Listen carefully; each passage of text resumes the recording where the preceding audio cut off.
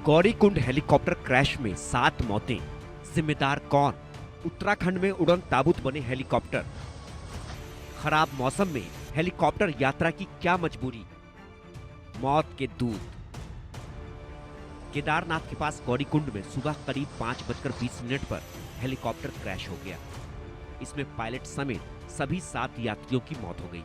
मरने वालों में महाराष्ट्र का 2 साल का बच्चा भी शामिल है। हेलीकॉप्टर श्रद्धालुओं को लेकर केदारनाथ मंदिर से गौरीकुंड के लिए उड़ा था। शुरुआती जांच में पाया गया है कि घाटी में बादल थे और विजिबिलिटी ठीक नहीं थी।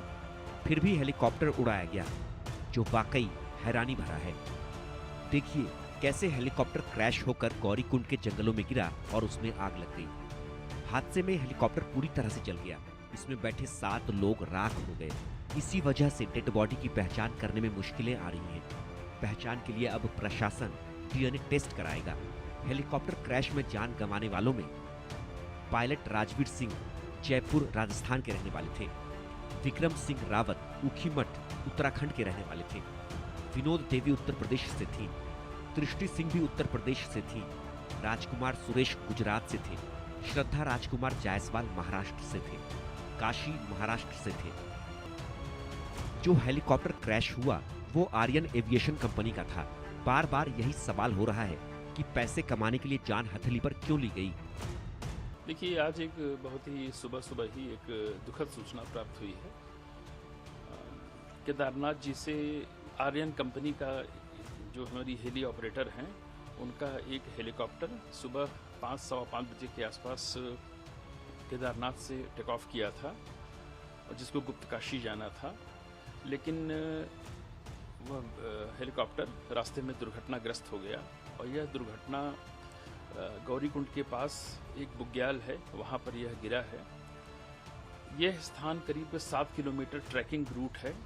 वहाँ के जो स्थानीय लोगों थे, उन्होंने जो सूचना दी उसके हिसाब से उसमें किसी के भी बचने की संभावना नहीं है।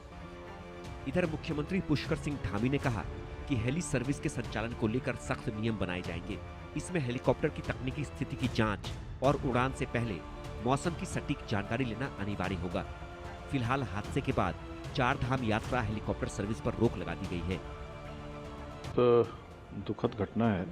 आज प्रातःकाल खराब मौसम के कारण एक हेलीकॉप्टर दुर्घटनाग्रस्त हो गया। मैं सबसे पहले तो जो दुर्घटना में जिनकी जान गई है, जो हताहत हुए हैं, उनके लिए भगवान से प्रार्थना करता हूँ कि भगवान उनको अपने श्री चरणों में स्थान दे और उनके परिवार के लोगों को जो असमय ये दुख आया है, कष्ट आया है, उस दुख को सहन करने की शक्ति प्रदान करे। आपको बता दें कि बीते 2 महीने में 4 बड़े हेलीकॉप्टर हादसे हुए हैं, जिसमें 10 से ज्यादा लोगों की मौत हो चुकी है। 8 दिन पहले रुद्रप्रयाग में हेलीकॉप्टर की सड़क पर इमरजेंसी लैंडिंग हुई थी। 7 जून को तकनीकी खराबी के कारण सड़क पर हेलीकॉप्टर उतारना पड़ा था। इस दौरान हेलीकॉप्टर के पीछे का हिस्सा कार पर गिरा था, जिससे कार भी टूट गई थी।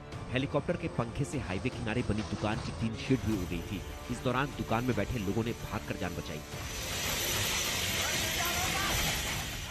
जबकि 8 मई को उत्तरकाशी में हेलीकॉप्टर क्रैश हुआ था। इस हादसे में 6 लोगों की मौत हो गई थी। हेलीकॉप्टर निजी कंपनी का था, जो देहरादून से आ रहा था। उत्तरकाशी के गंगानी में भागीरथी नदी के पास ये हेलीकॉप्टर क्रैश हुआ था।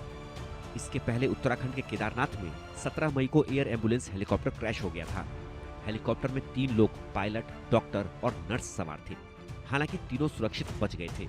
सवाल ये कि इन हादसों का जिम्मेदार कौन है? आज जो हेलीकॉप्टर दुर्घटनाग्रस्त हुआ है, उसमें बहुत बड़ी खामियां हैं, जिसका मैं जिक्र करूंगा। डीजीसीए की साइट पे आप जाइए। डीजीसीए का नियम है कि 6 बजे के पहले आप फ्लाई नहीं कर सकते। पहला नियम ही है। और ये हेलीकॉप्टर 5:15 और 5:20 में उड़ा है। तो क्या ये नियमों की उल्लंघन नहीं है? और ये नियमों का उल्लंघन नहीं, ये अपराध की श्रेणी में आता है। Bureau report, India news. पिता गोविंद सिंह को फादर्स डे पर पायलट